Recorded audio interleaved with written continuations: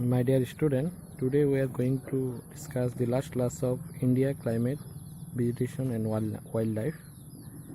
So today's question is question number 9. Which wind bring rainfall in India? মানে কোনটো বতাহে ইণ্ডিয়াত কি কয় ৰেইন বৰষুণ আনে। Why it is important আৰু এইটো কিয় গুৰুত্ব ইয়াৰ বেছি বা কিয় ইম্পৰ্টেণ্ট হয়। The south west monsoon winds bring rainfall in India. South west monsoon কি কৰে rainfall আনে ইণ্ডিয়াত, ঠিক আছে। আৰু এইটো কিয় ইম্পৰ্টেণ্ট হয়।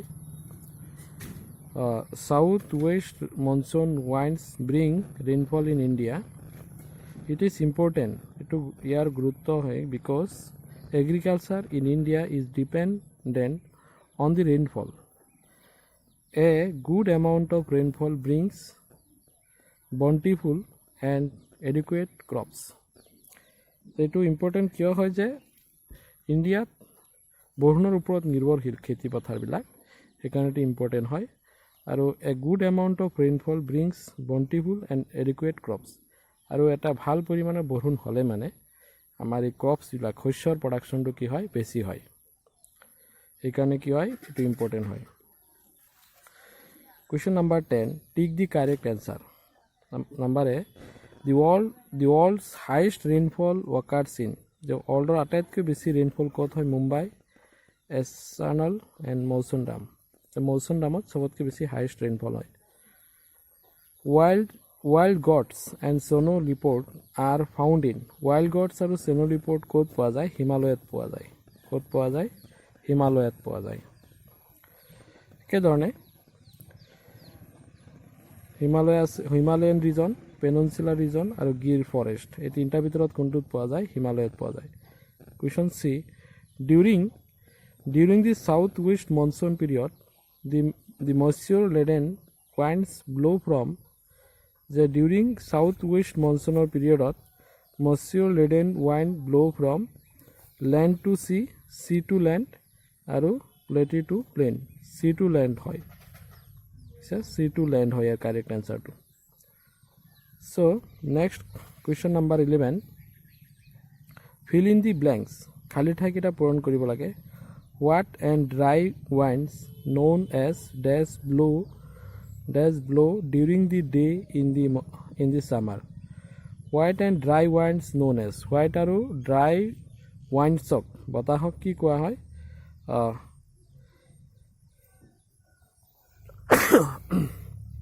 কি কোৱা হয় এইটো আমি লিখিব লাগে correct এনচাৰটো। The states of the Andhra Pradesh and Tamil Nadu receive a great amount of rainfall during the season of. The state ৰাজ্য অন্ধ্ৰপ্ৰদেশ আৰু তামিলনাডুৱে চবতকৈ বেছি ৰেইনফল কোনটো ছিজনত পৰে? চি হৈছে dash forest in the Gujarat in the home of ডেছ।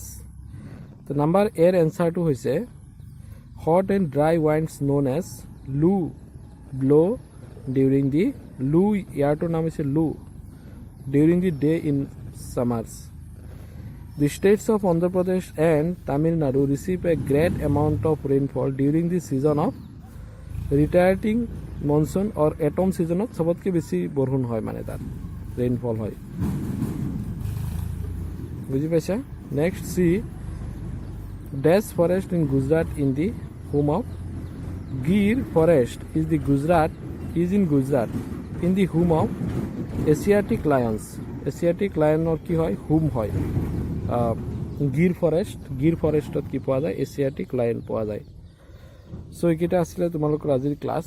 চ' তোমালোকে ভিডিঅ'টো পজ কৰিবা আৰু কৰি লিখিবা দেই, আৰু এটলিষ্ট 2-3 টাইম চাবা। আৰু এই চেপ্টাৰটো তোমালোকৰ শেষ হৈছে।